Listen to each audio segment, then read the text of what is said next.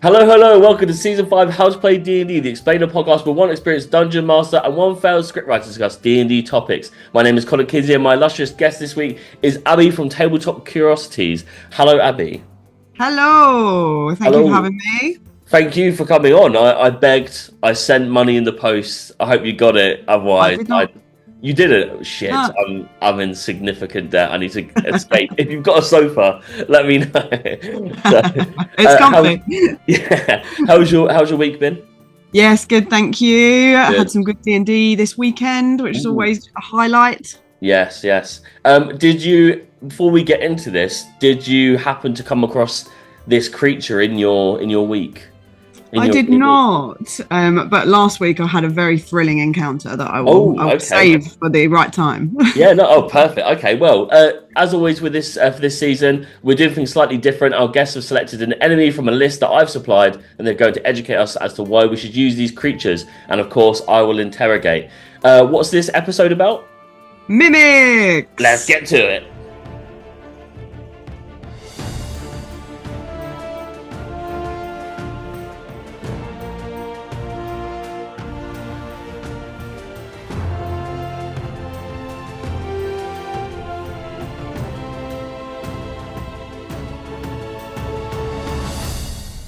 Okay, so today's episode is on mimics. Mimics, the high fantasy version of a fleshlight that can't say no to you. Abby, I've spent the last 6 months breaking into my partner's house dressed as 5'11" Beaker from the Muppets and praying she'll wake up and tell me everything is going to be okay. What am I doing? Was you expecting it to be that? I was not expecting that. Yes. No, as usual, of course. Yeah. What could you Well, expect? yeah. But I think you are a step away from a full breakdown. Oh So yeah. get help. Many. Yeah, no, I'm the opposite of many. It's not even a step. I'm floating at this point. This is the last step. This is it. Yeah, this is it. Someone's put a spell on me. I'm just about thriving. All right. Well, I think you actually answered that in quite a sane way, and I appreciate that to just let me know the truth that I just need fixing. We'll get into the real question. Why did you pick mimics? I just love a mimic. They are such a classic. When you think D&D, you think mimic. Yeah. It can be anything as well. It is whatever your world is with D&D, a mimic can fit into it. Mm. Yeah, I agree. Like, I mean, you're meant to be countering this. You're meant to be telling me, and I'm like, yeah, that's not enough. But I'm instantly with a mimic. I've seen it in so many. For example, like before I played D&D, I knew what a mimic was, and I didn't Yeah, even know it was in D&D. But I've seen it in so many kind of like sci-fi, fantasy, like novels, just artwork. Anywhere in the world, someone uses a kind of version of it, even if it's not the same name. And I think so that just works so well, as you say, that you can just be in any kind of setting. yeah, absolutely. Whether it be a door, whether it be the floor itself, or whatever sci-fi random items you might have, Yeah. it can be a mimic. It's possible. It's possible, Yeah, and it is out there. So check your houses, check your furniture. yeah, it's Anyone, never real the same. for sure, Yeah, oh, for 100%, sure. 100%. So, what kind of stats does a mimic have? Well, really, in terms of monsters in general, they're not the hardest core. Okay, Like if we look at the AC, it's only 12 for a okay, standard medium mimic, yeah, 58 hit points. It's not going to be a party breaker, but the element of surprise is what does it for me. right. And I think like from when I've used a mimic, like my campaign's a bit of a sweat on purpose. It's meant to be difficult.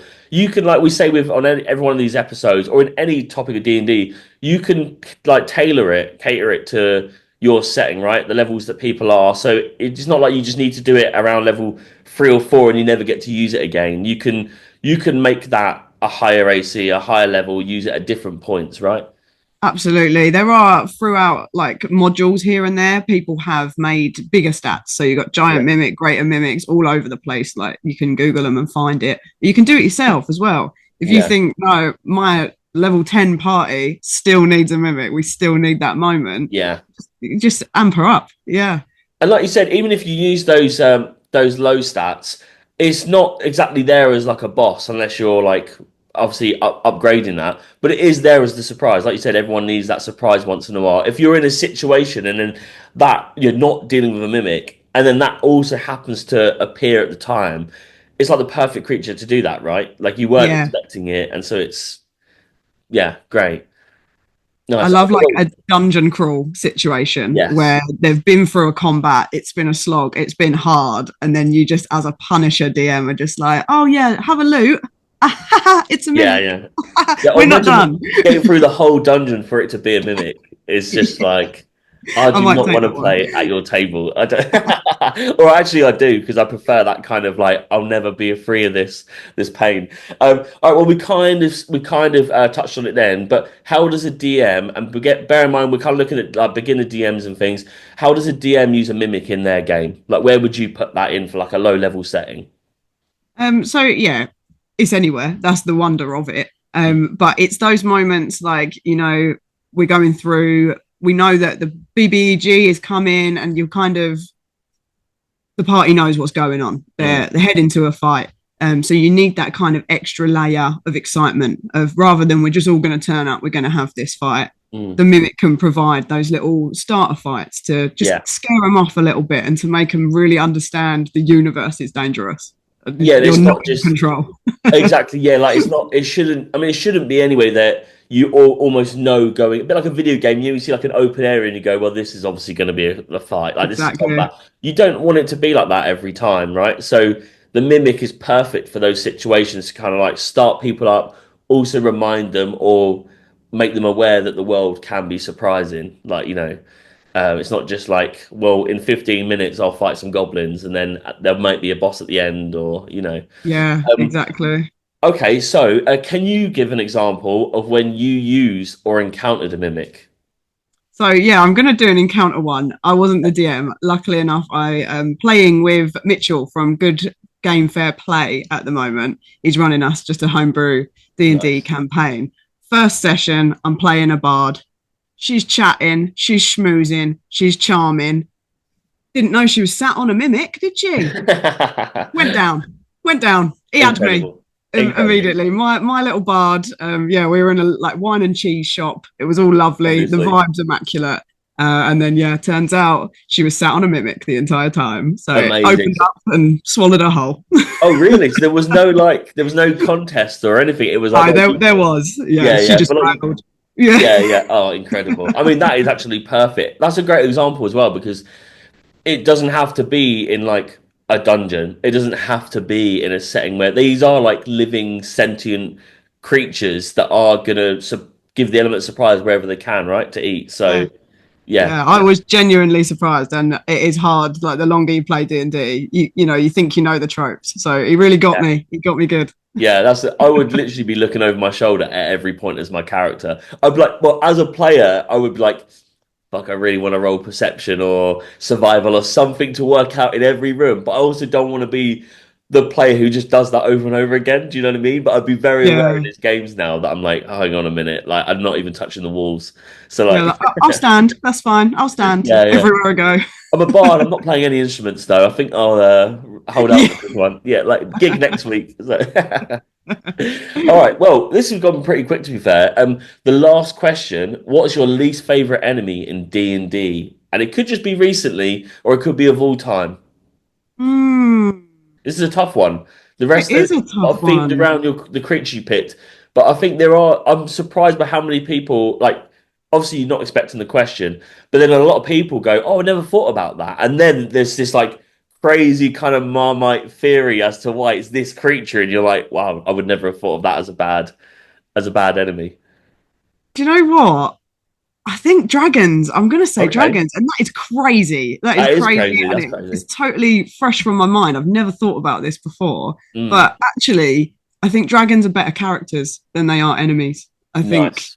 having a dragon, you could fight it at the end, but Yeah, having a narrative with a dragon is a lot more interesting than just a big dragon fight. yeah, and they're meant to be like ridiculously intelligent creatures, right? So it makes Yeah. sense that they're not just there for combat. I actually picked them as my, and usually I also pick one like alongside you. And but I've used dragons before, and I'll stick with that. Is like I do like dragons, but like the same thing for me with beholders is like I've not played in a session where a DM uses it well. Like Mm, if it's a dragon, it's meant to fly, right? That's kind of part of the gimmick of a dragon, but people don't do that, or mm, like I said, it's just combat. It doesn't have any kind of fear to it other than you're just in combat with it. Or it is a really intelligent creature in the D&D world, but no one plays it that way. Like you said, it's a better character than it is a, Yeah, like they're evil. ancient, so it's a perfect funnel for like all your world lore, all of those kind of things. Mm. But yeah, I do appreciate you probably want to kill it at the end, but get some Yeah. lore out of it first.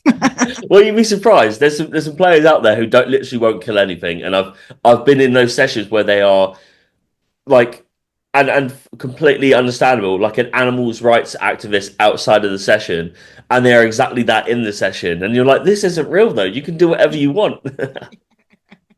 This is your moment. You can be free. So, okay. By the way, just for anyone listening, that doesn't mean I'm for harming animals. I just mean Oh, when they're literally on paper and in your head. It's up to you. yeah, I'm All not right. real. Yeah, it's not real. It's real. It's a dragon. It's never real. Okay. All right. Well, that was quite a quick one. I appreciate. Yeah, appreciate for coming on to the episode. Ready for the outro? Yeah, go for it. Okay, today's adventure is sadly coming to a close. We are back again next week with the topic: do birds enjoy watching pack openings? And as always, thank you for tuning in. And if you'd like to join the D&D action, then please follow us on Instagram at How to Play D&D, or check out the link in our bio to join our Discord server.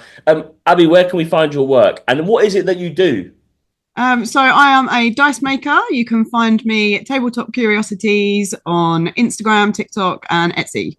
Nice, and we'll put your links in the bio to this episode. Not because you're here on the podcast, but your work is genuinely amazing. And before we met, I was already following you. I already saw your stuff, saw what you were Ah, doing, and then someone, I think it was G, was like, "Hey, yeah, you should meet this person," and I was like, "No way!" So the chance for that ah, is, yeah, small community, but big heart for everyone. All absolutely. right. Well, I've been Connor Kinsey. I've been Abby. Good day. Thank you.